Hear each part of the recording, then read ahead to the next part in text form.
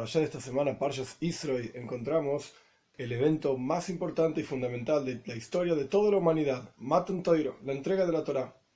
Ahora bien, hay varias frases de nuestros sabios que ponen en duda la verdadera importancia de este evento.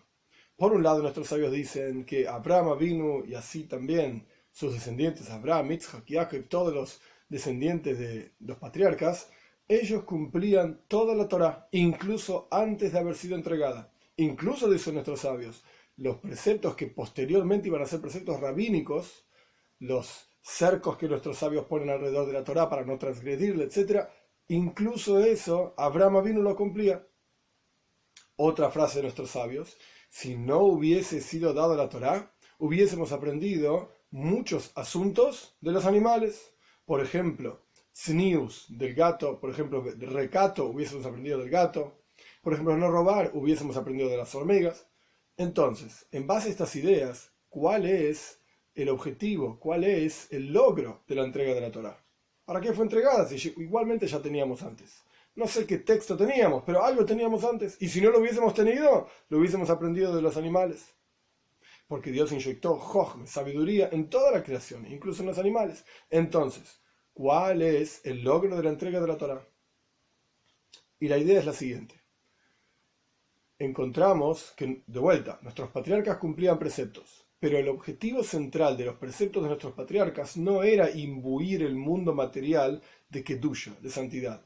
Antes de la entrega de la Torá había un decreto. El mundo superior, lo espiritual, no imbuía el mundo material. Y el mundo material inferior no se elevaba hacia lo espiritual. Había un corte de por medio. El concepto de la entrega de la Torá es que ese decreto queda anulado y el mundo espiritual puede llenar al mundo material. El mundo material se puede elevar hacia el mundo espiritual. Y Dios mismo comienza diciendo, Dios desciende sobre el monte Sinai y empieza a decir los 10 mandamientos. Entonces, ¿para qué cumplían los patriarcas los preceptos? Si en la práctica no tenía ningún efecto en el mundo material. Y justamente esta es la idea. Cuando los patriarcas cumplían un precepto, antes de la entrega de la Torá, era una cosa espiritual. Era para proyectar a Dios en los mundos espirituales, etc. Y el hecho de que ellos aquí abajo físicamente hacían algún tipo de actividad, como por ejemplo dicen nuestros sabios en el Zohar, sobre Jacob, que él hizo todo un proceso con unos palos, etc. Y esos palos cumplían la misma función que posteriormente, luego de la entrega de la Torá, cumplirían los Yehudim, todos los días los judíos poniéndose tefilín, filacterias. ¿Por qué hizo esa actividad con esos palos? Y al fin y al cabo los preceptos de los patriarcas eran solamente algo espiritual, por cuanto ellos eran una carroza, por así decir. Así como la carroza está entregada totalmente al conductor de la carroza, de la misma manera, los patriarcas, toda su vida material estaba totalmente entregada a lo espiritual.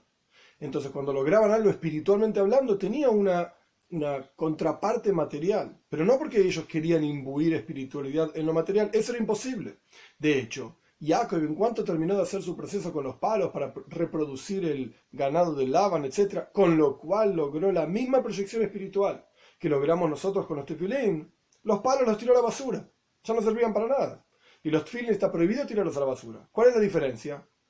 Jacob logró algo espiritual, que tuvo una expresión material en este mundo, los palos, pero no logró imbuir los palos con kedusha, con santidad. Nosotros nos colocamos tefilín, por ejemplo, y llenamos al mundo, a los tefilín y al mundo a nuestro alrededor, con kedusha, con santidad. Entonces la diferencia entre las mitzvot antes de la entrega de la Torá es que por cuanto había un decreto de separación entre lo espiritual y lo material, no se podía llenar el mundo de espiritualidad, el mundo material.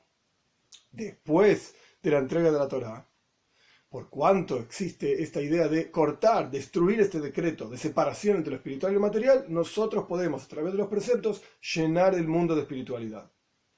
La fuerza que tenemos para en la práctica llenar el mundo de espiritualidad es porque en la entrega de la Torá se revela la esencia misma de Dios.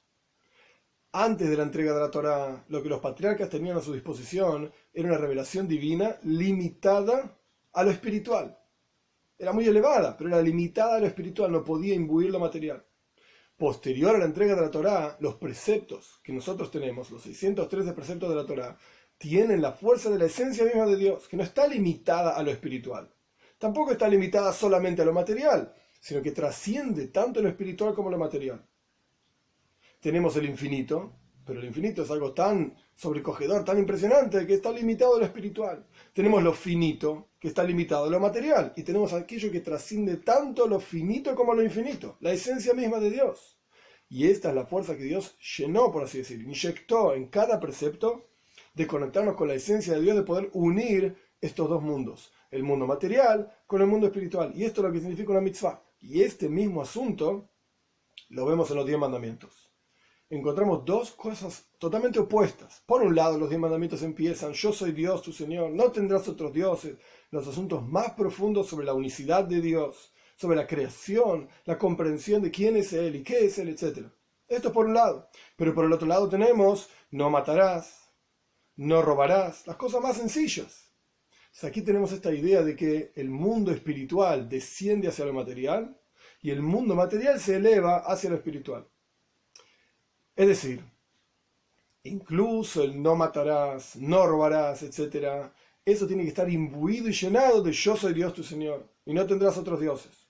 No alcanza con que la persona cumpla los preceptos de, por ejemplo, no matarás y no robarás, porque su intelecto así lo dicta. No alcanza esto.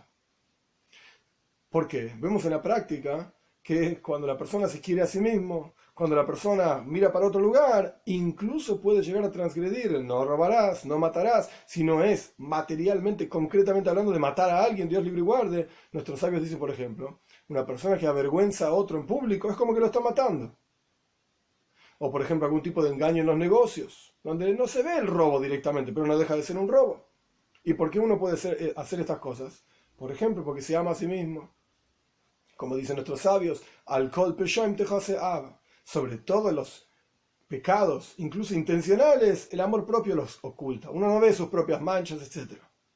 Entonces, incluso los asuntos como no matarás, no robarás, tienen que estar basados en Dios. Y por eso los 10 mandamientos empiezan: yo soy Dios tu Señor. ¿Y cómo terminan? Con cosas sencillas, para que las cosas sencillas de la vida también estén llenas e imbuidas de Kedusha, de divinidad. Y esto es el mundo superior baja al mundo inferior. Y por eso nuestros sabios dicen: si no hubiese sido entregada la Toira, hubiésemos aprendido tznius, recato del gato, hubiésemos aprendido no robar de la hormiga, etc. ¿Qué significa esta frase? Esta frase quiere decir: es verdad. El mundo, Dios lo inyectó de Kedusha, de santidad, y puedes aprender de los animales, puedes aprender de la naturaleza, cómo comportarte como Dios quiere. Esto es si no hubiese sido entregada la Toira. Ahora que la Toira fue entregada, quiere decir que no tenés que aprender de los animales. Tenés que aprender y llenar el mundo material, elevarlo hacia Kedusha, hacia santidad. Incluso en los asuntos más bajos, incluso en los asuntos más sencillos, etc., tenés que sentir, tenés que poder proyectar Anoiji Hashem Elokecha. Yo soy Dios tu Señor. No tendrás otros dioses, etc., los asuntos más profundos de la creación. Y por el otro lado, al revés. Incluso una persona a quien hay que decirle: no mates y no robes. Semejante personaje es este. Incluso esa persona puede elevarse hacia Kedusha, puede elevarse hacia yo soy Dios tu Señor, no tendrás otros dioses, hacia los asuntos más profundos y más elevados. Y esto es lo que significa Matan Toira. Esto es lo que quiere decir la entrega de la Toira. Y de hecho nuestros sabios explican que la época de Mashiach va a ser exactamente este mismo concepto. Ya ocurrió, por así decir, algo similar a lo que vamos a poder percibir en la época de Mashiach. En Matan Toira, en la entrega de la Toira, el pueblo judío pudo ver a Dios, pudo sentir a Dios, entender a Dios, etc., y proyectar toda esta idea de la unión de lo espiritual y lo material en la práctica. Y nosotros, a través de la observancia de mitzvot, podemos volver a repetir, por así decir, esta sensación, esta idea, y lo vamos a poder ver y sentir con la venida de Mashiach pronto en nuestros días.